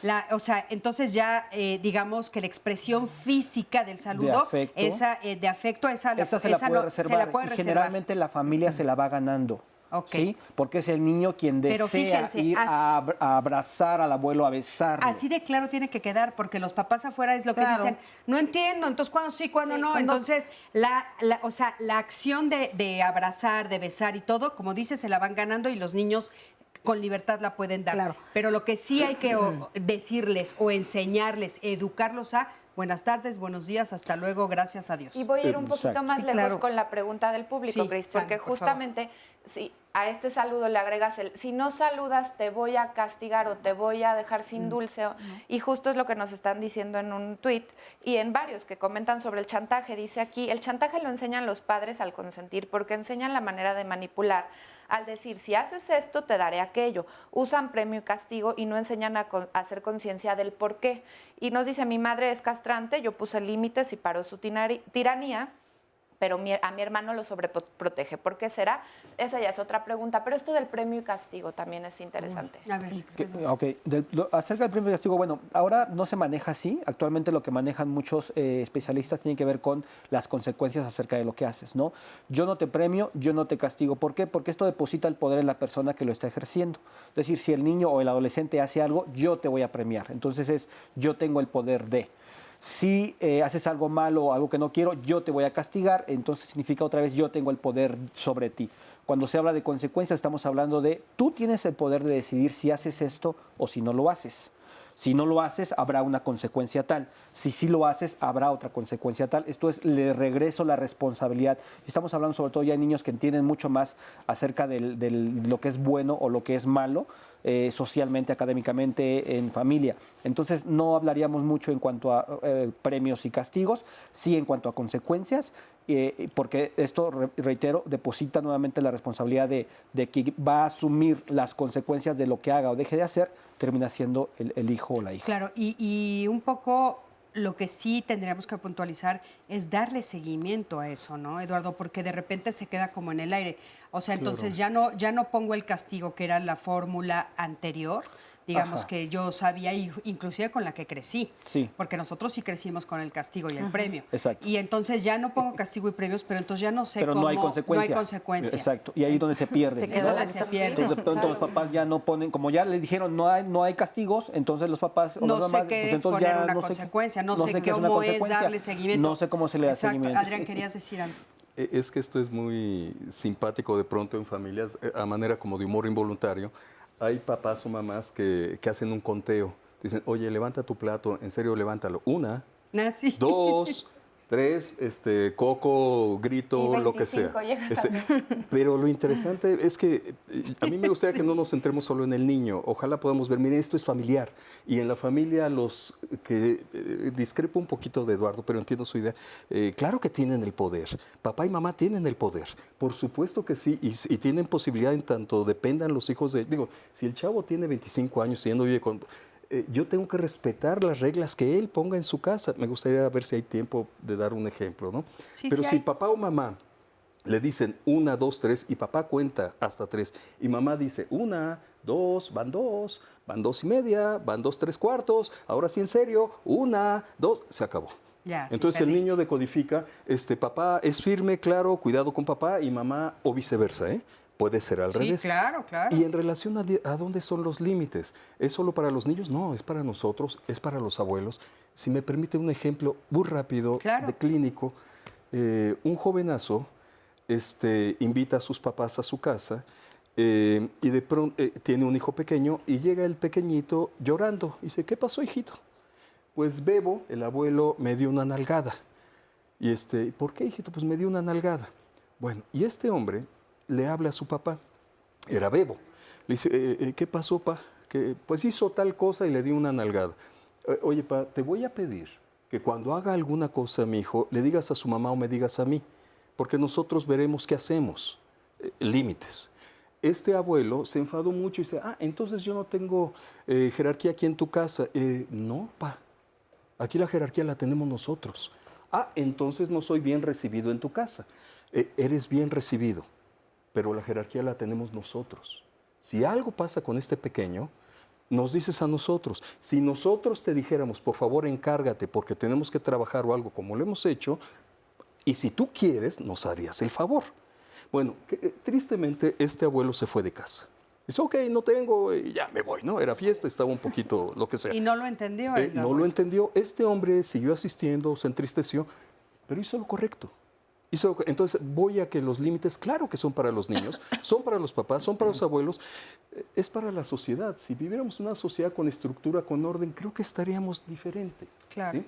Hay que pelear hacia eso, desde la sociedad hasta la familia, ¿no? Claro, por supuesto, estamos completamente de acuerdo contigo. Oigan, tenemos otro testimonio, lo vamos a escuchar. Adelante, por favor. Sí, buenos días. Yo, pues, ahorita que escuchaban los analistas, siempre hay una historia detrás, ¿no? Yo soy muy protectora, sí, de las mujeres, yo casi del hombre no. Entonces, pues yo siempre protegía a mis, hasta ya de grandes las protegía, quería solucionarles los problemas y todo, pero al momento quería mandarlas. Y pues, ¿Tienes cuántas hijas? Tengo 3 mujeres. ¿3 mujeres? 3 mujeres. ¿Y tienes hijos? Tengo hijo, con él no me meto. Ok. Sí, pero con las mujeres, yo protegerlas y Ok. entonces A ver, todos aquí se están preguntando ¿por qué? ¿Por qué con al él hombre no? ¿Cuál es tu idea? ¿Cuál era tu idea? Yo siento que como él no se mete conmigo ni nada y como él siempre me puso límites, algo que ahorita platicaba el analista, que dijo yo te respeto y te quiero, pero conmigo no. Pero eso no sucedió desde que él era chiquito, ¿sí? Sí, desde chico. Él es así desde chico. O sea, desde chiquito él te decía, conmigo no te metas, mamá. No, respétame. Respétame. Sí. ¿Cuando pasaba qué? Por un ejemplo. Cuando yo le quería así decir algo como, él es, ¿cómo decirles? Buen hijo. Él no tenía yo que llamarle la atención y nada. Pues yo siempre me siento como que tengo que proteger a las mujeres. Sí, eso lo entiendo muy bien, pero si algún día le tenías que llamar la atención a tu hijo, él te decía, a mí no me la llames, no me regañes, respétame. ¿Esa era la frase que usaba? Sí, él me obedecía. Él era un niño así que yo no tenía... O sea, tú no te sentías con la necesidad de a él regañarlo porque él era un buen niño. Buen niño, Y tus exactamente. hijas, como decías a ellas, las tengo que proteger. proteger, ¿De no qué sé. las tenías que proteger a ellas? Pues de todo. Porque cuando hoy que son grandes me dicen, tú no nos dejabas ir a tal parte porque te daba miedo. Es decir, yo no las dejaba ir a eventos de su escuela, así que se te quedaran así 3 días a acampar o todo eso. Pues yo no, porque a mí me daba miedo. ¿Qué te daba miedo? Pues que les fuera a suceder algo. Porque qué? le digo que hay una historia detrás así, pues los abusos de dejarlas en otras partes que yo no sabía con quién. Esto que dices, hay una historia detrás de tu historia. Sí. O sea, tú fuiste abusada. Sí, de niña. Y entonces a ti te da miedo que se repitiera la Sí, historia. de niña. Y es que yo trabajé de sirvienta y eso, y yo fui abusada también hasta por personas de esas casas. Entonces yo por eso con las mujeres siento así como una necesidad de protegerlas. ¿Ellas qué edades tienen ahora? Ahorita tienen 37, 36 y 32. ¿Y ellas qué dicen de esta sobreprotección que tú ejerciste sobre ellas? Pues yo, luego me dicen, ¿te acuerdas cuando nos decías esto? Es que yo las sí no se dejen agarrar de nadie, que nadie las abrace, que nadie las bese, que nadie, ni así sean sus tíos, sus primos, los que sea, ustedes no deben. Y yo las protegí así mucho, a pesar de que eso que decían ahorita, la sobreprotección las hace groseras así, pues fueron groseras conmigo, pero a pesar de todo eso yo seguía, hasta la edad que ellas tienen, yo las seguía protegiendo. Y entonces sí te diste cuenta que ellas se convertían a veces en personas violentas contigo, groseras. ¿Ellas Sí, supieron de su abuso? ¿Ellas supieron de tu abuso? No. ¿No lo saben hasta hoy? Hasta la fecha no lo saben. Yo llegando al movimiento pues ya me di cuenta por qué yo las protegía a ella, y a pesar de lo que me hicieran, de faltas del respeto, de hasta una me cacheteó. Claro. Porque quise llamarle la atención grande, entonces me dijo, no, a mí me respetas, algo que ella me dijo, claro. ¿No? Fíjate que muy interesante lo que nos acabas de platicar, porque, claro, nos abre a otra manera, otra razón, otras de las cosas que nos motivan a sobreproteger. Vamos a ir a un corte, muchísimas gracias, en un momentito regresamos, quédate con nosotros, estamos en Diálogos en Confianza. Estamos completamente en vivo en Diálogos en Confianza. Agradecemos muchísimo todos los comentarios que nos llegan en el tema del día de hoy, y más agradecemos toda la cooperación y la ayuda que ustedes ponen cuando les hablamos de las personas que han desaparecido. Es muy importante que vean las siguientes imágenes y si conoce o reconoce alguna de ellas pueda aportar esta información a los teléfonos que aparecen en pantalla. La primera imagen que vamos a ver es la de Luis César Garduño Valle, quien se perdió en calle Cuauhtémoc, Colonia Barrio San José, en la delegación Iztapalapa, en la Ciudad de México. Luis César Garduño está desaparecido desde el 28 de julio de este 2018. Una segunda fotografía que le mostramos es la de Evelyn Rojas Matus, quien se perdió en Jardines de Morelos, en el municipio de Catepec, en el Estado de México. Evelyn Rojas Matus está desaparecida desde el 26 de julio, también de este año 2018. Y la última imagen del día de hoy es la de Dana Amairani Olivera Naranjo, quien se extravió en Privada Santa María, fraccionamiento Haciendas de Chavarría, esto en Tizayuca, Hidalgo. Y Dana Amairani se extravió el 18 de agosto, esto es muy reciente, repito su nombre, Diana Amairani Olivera Naranjo, en Privada de Santa María de fraccionamiento Haciendas de Chavarría, Tizayuca, Hidalgo. Muchas gracias por su atención, por compartir también la información de este servicio que hacemos todos los martes. Y vamos a retomar nuestro tema del día de hoy. Vamos a escuchar la opinión de la gente cuando se les hizo la siguiente pregunta. Un hijo con carácter lo formas desde chico, y un hijo violento pues se deja llevar por lo que ve. Si el carácter se convierte agresivo, bueno, pues ahí tenemos un problema de violencia. Un hijo con carácter es capaz de enfrentar todo lo que le viene de la mejor manera, ¿no? Pensando y actuando de manera correcta. Es enfrentarse a lo que viene. Y un hijo violento, bueno, pues hace berrinche, grita, pega, patalea. Es muy común el hecho de que la persona que tenga carácter tiende a ser un poco más agresiva.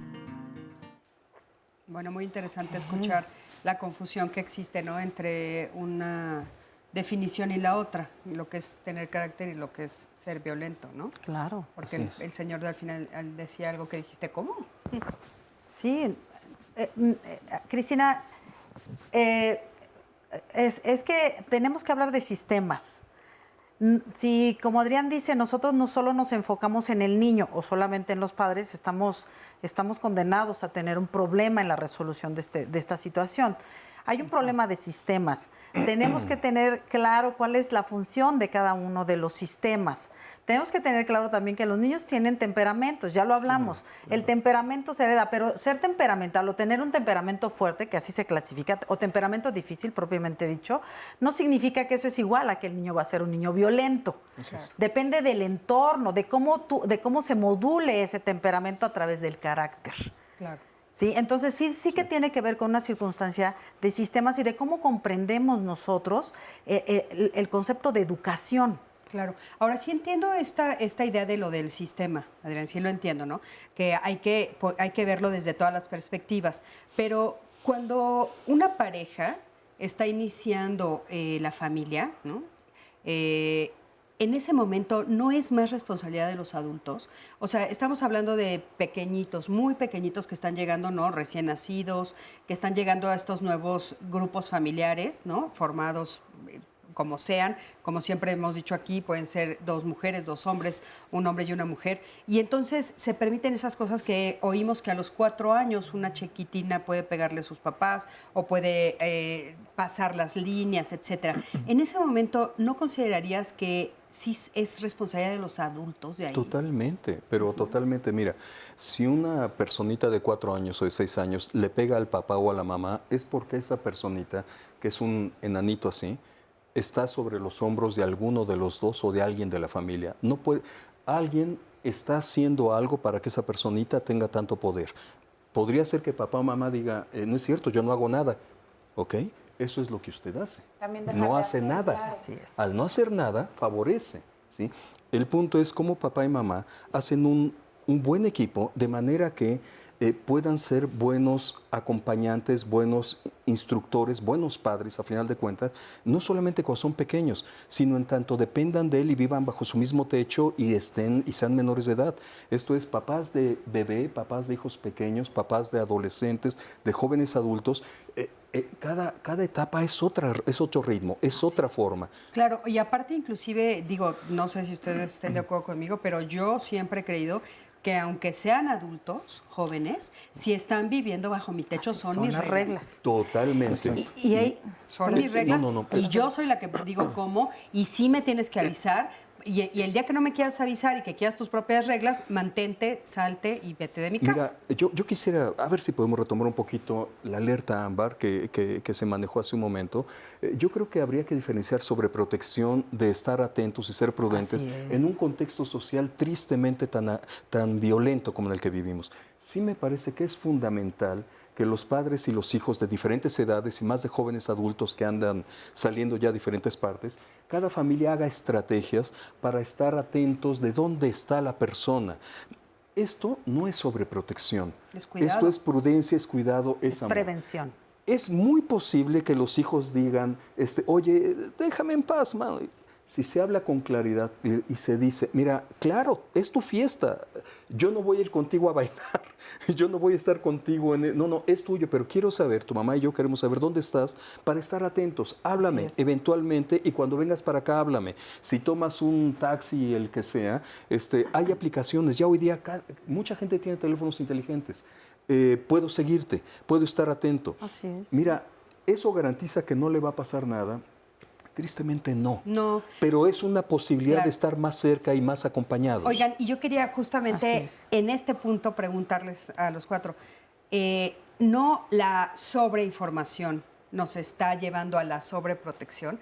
Porque yo no creo que esta forma de vivir sea muy diferente a como se ha vivido siempre en la humanidad. Lo que pasa es que ahora nos enteramos el mero día. O sea, hoy tengo las noticias, como ustedes bien dicen, aquí, en la mano, ¿no?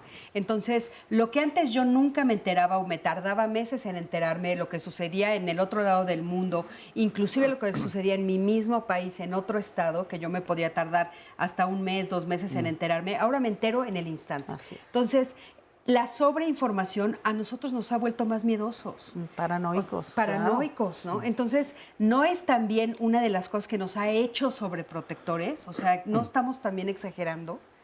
Yo creo que influye, no creo que sea un factor determinante, pero sí influye muchísimo. Porque tienes razón, antes yo me enteraba por la comadre, por el compadre, ¿no? Venían de visita y me contaban de un caso allá. Pero ahorita me entero de 10 casos en una hora, ¿no? Entonces, claro que influye mucho, claro que despierta una ansiedad muy paranoia además, ¿no? ¿Dónde están mis hijos? ¿Qué están haciendo? ¿Con quién están? ¿A dónde van? Claro.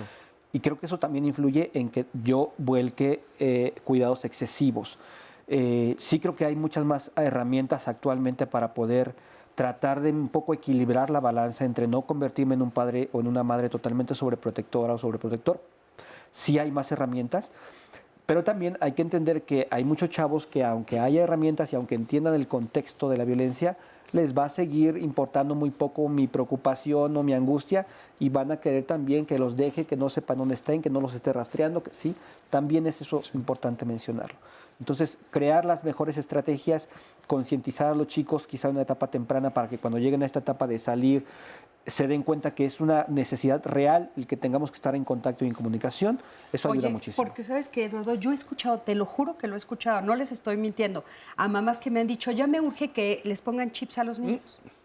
O sea, ya quiero que haya un chip para que entonces yo ya no tenga problemas. Ya los hay, ¿eh? Ya los hay. O sea, por Dios, o sea, a ese grado hemos llegado. Sin embargo, ahí cómo reciben los hijos esto, porque si bien es cierto que existe un contexto de violencia, y más, bueno, aquí lo vivimos en México, que nos lleva a veces a sobreproteger a los hijos en la cuestión de dónde estás, con quién, los teléfonos, etcétera, los hijos no lo viven así. Y a veces los hijos en esta violencia que estamos hablando filioparental reaccionan a eso.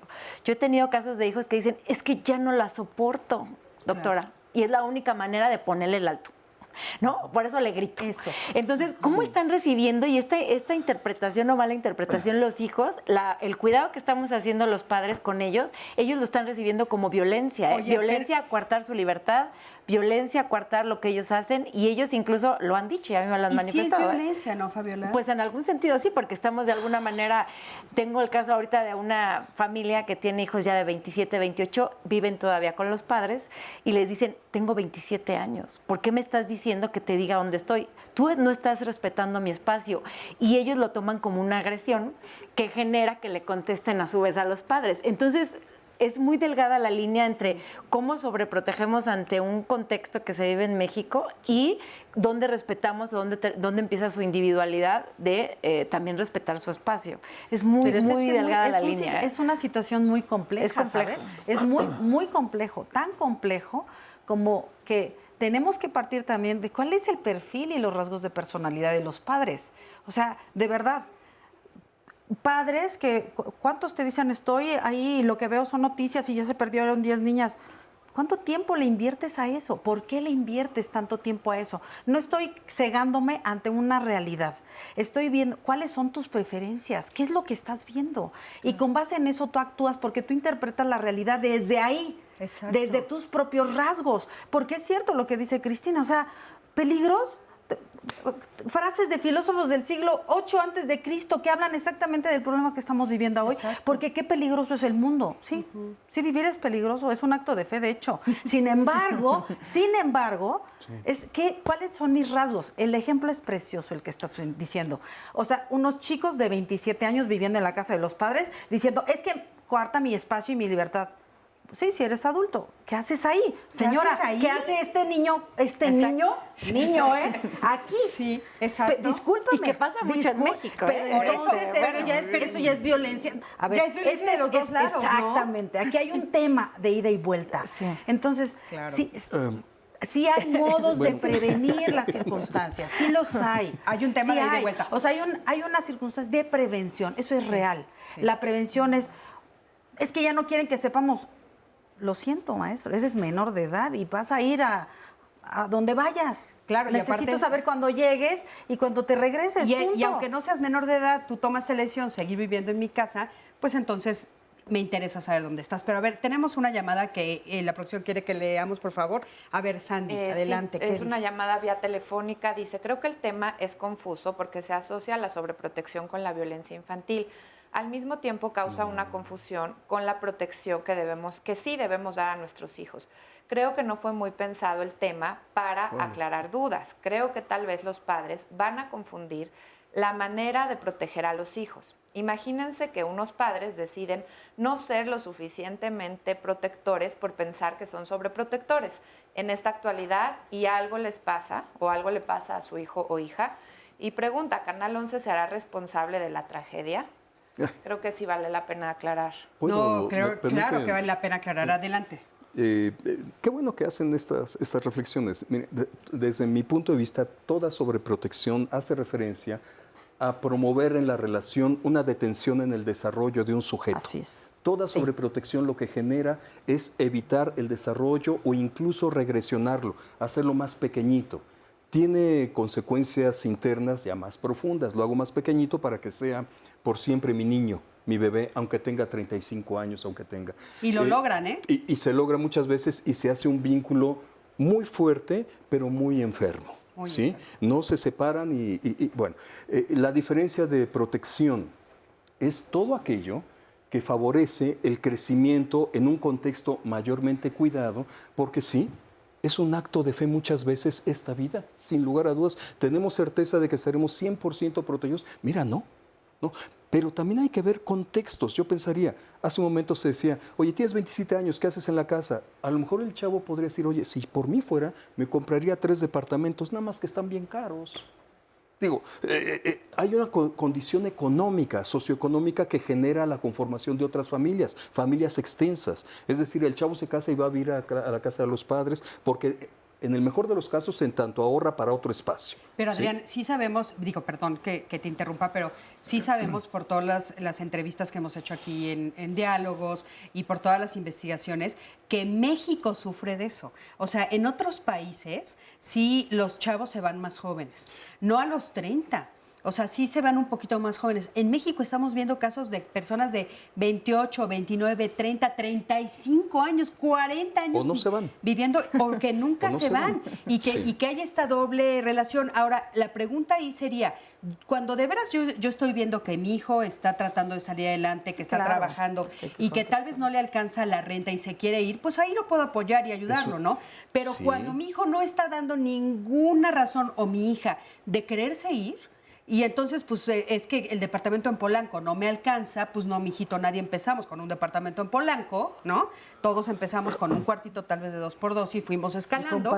Entonces, o compartimos con un roomie, o nos fuimos a vivir con alguien, en fin. Yo sí creo que se está dando un fenómeno muy fuerte en el cual sí los hijos y las hijas se están quedando más grandes con ese pretexto que estás poniendo. No todos, no generalizo, pero muchos sí. Totalmente y creo que ahí sí hay una sobreprotección, ¿no? Sí. Y yo quisiera responderle a la llamada que nos hizo. Te voy a platicar, ¿es hombre o mujer?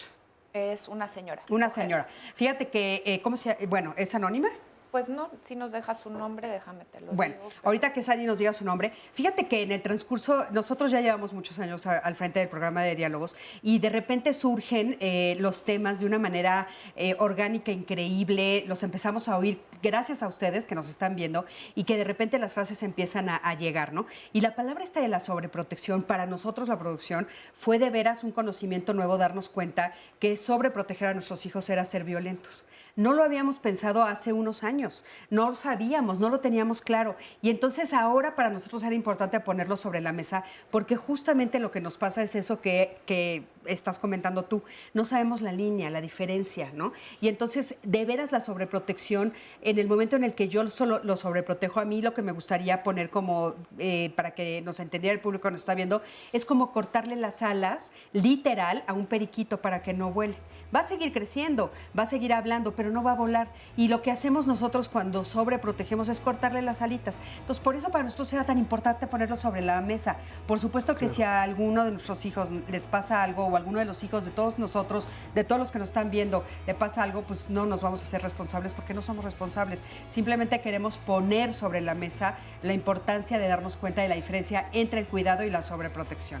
Se llama Laura Venegas. Laura, por eso, pero te mando un beso enorme y gracias por estar pendiente, porque gracias a ustedes este programa tiene sentido. Y quiero darles un ejemplo de cómo puede escalar esta violencia partiendo de la sobreprotección. Antonio nos llama y dice, tengo un hermano que es menor que yo, él tiene 35 años y violenta mucho a mi madre. Ya lo ha golpeado en 2 ocasiones, incluso ya pusimos una denuncia, pero mi mamá se arrepintió. Ya estamos hablando de golpes de hijos hacia los padres. ¿Saben qué? Seguimos, se ha ido de volada el programa, ya casi estamos por concluir, tenemos muchísimas llamadas, muchas gracias por toda la atención que le han puesto al tema del día de hoy y para no variar, para no perder la costumbre, la próxima semana también va a estar bien interesante el programa, vamos a hablar, el tema fíjense es, quiero que mis padres cambien.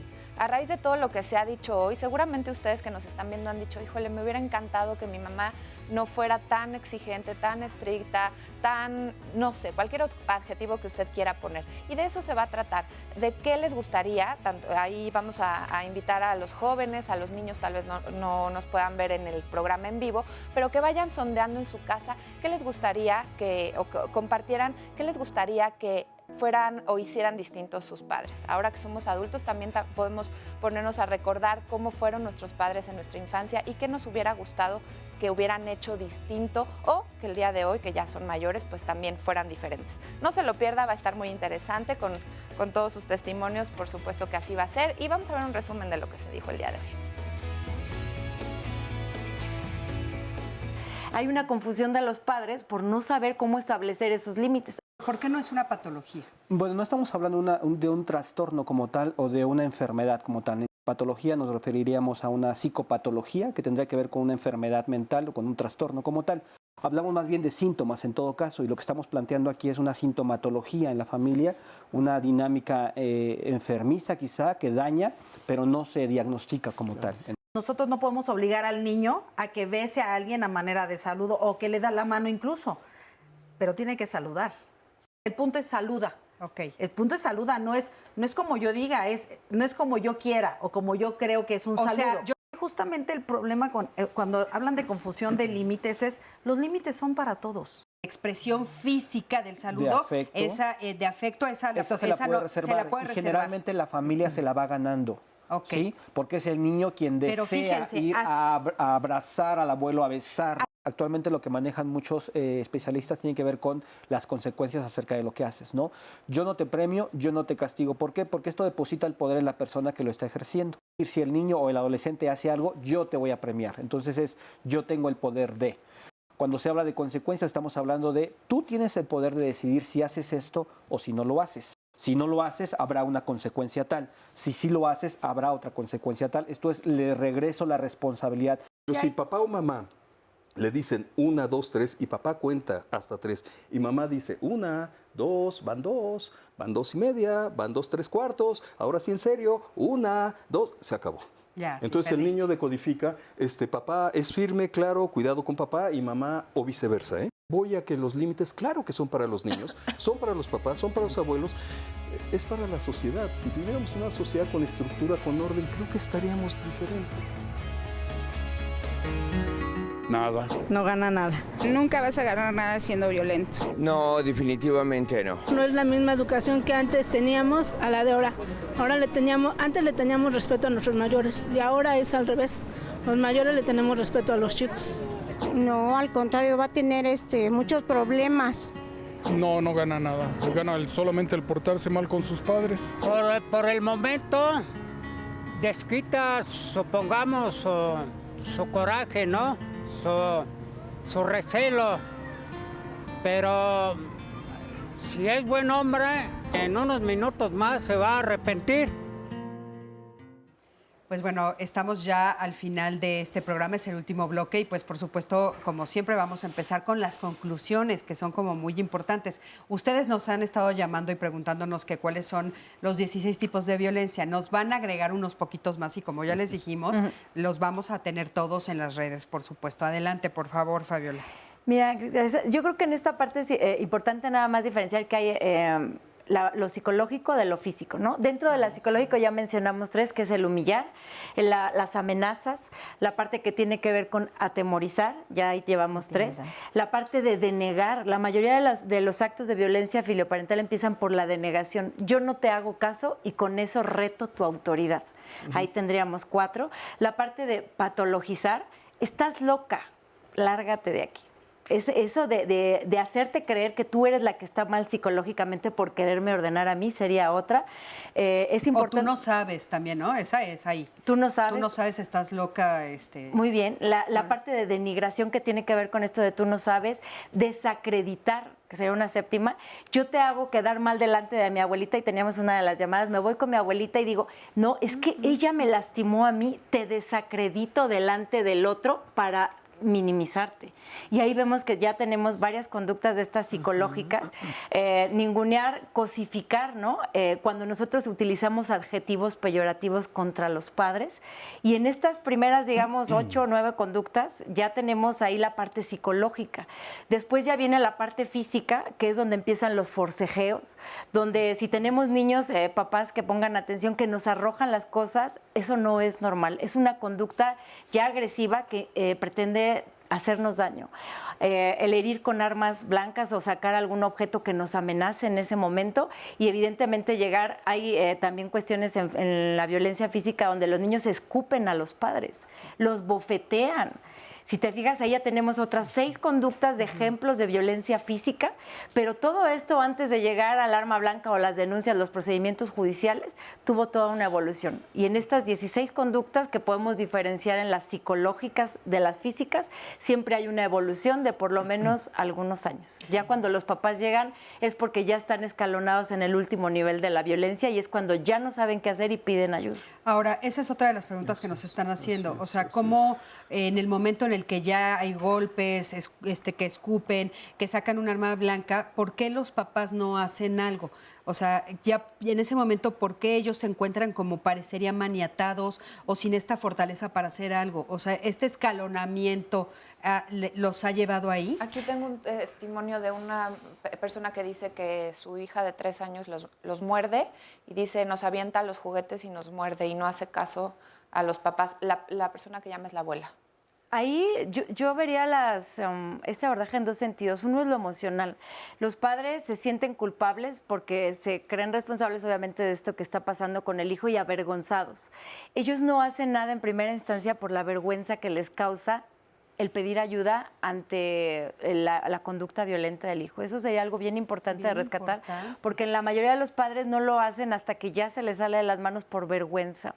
Y en segundo momento, yo he identificado en estos últimos años que tiene que ver con un estado de crisis emocional.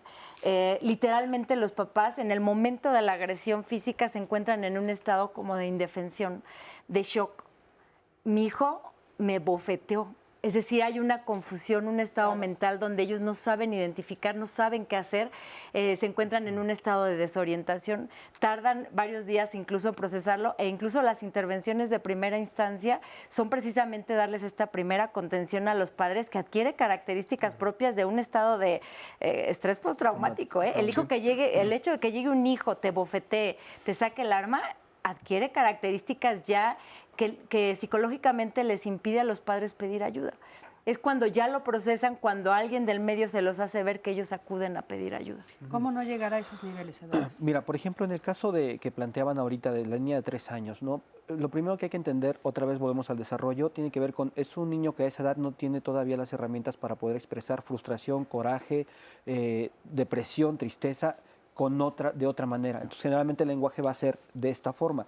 Habría que sí buscar atención para poder identificar cuáles son los factores que están generando estas reacciones y no pensar que se le está sobreprotegiendo y que esa es la razón por la cual está actuando así. Puede haber muchas más cosas que no tienen que ver con la sobreprotección. Ahora, lo comentaba Blanca, de pronto ya lleva un proceso, es decir, va avanzando. Y sí es importante que cuando tú identificas ahora con esta información que tienes algunas de esas conductas, inmediatamente busques ayuda. Y de pronto no escatimar en los pasos que tienes que dar. A veces es muy complicado para los papás tomar decisiones fuertes, decisiones duras, decisiones que incluso, duelen, ¿no? Tanto a mi hijo, a mi hija como a mí. Pero el grado en donde vemos estos daños, en donde ya a veces tomarían el sentido de irreparables, es cuando ya hay una agresión física directa de los hijos a los padres. O sea, ahí ya es cuando se rompió cualquier, a veces hasta manera de poder reconciliar. Es muy difícil. Yo no digo que sea imposible, pero requiere un esfuerzo y un trabajo de ambos genuino, honesto, y eso es muy difícil de encontrar. Oye, Entonces, sí. a ver, eso sería en el caso desde chiquitos, ¿no? Empezar a trabajar con ellos. ¿En qué momento tendríamos nosotros que ya hablarle a una autoridad, como por ejemplo, pues pedir ayuda a los policías, etcétera? Mira, sobre todo cuando ya hay está en riesgo mi integridad física. O sea, ahí ya no hay marcha atrás. Ya cuando recibí una agresión directa, me aventó algo, me intentó golpear, me está empujando, me está retando físicamente, ahí no puedo hacerme a un lado, ¿sí?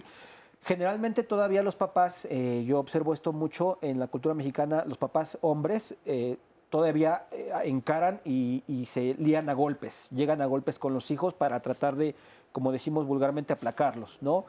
A veces funciona, no es lo ideal, por supuesto, pero ante un evento en donde el adolescente está encima físicamente de alguno de los padres, esta reacción es defensiva incluso y es de supervivencia y lo llegan a hacer. Ahora, Eduardo, sí habría que puntualizar que, como bien dice Fabiola, para llegar ahí hay que escalarlo, ¿no? Sí, o sea, cuando llegaste ahí es porque hubo antes miles. Muchas ocasiones que tuviste que hacer algo, que tuviste que reconocer y que preferiste o no verlo o en alguno de los casos peores ni siquiera te diste cuenta porque estabas en un estado de shock.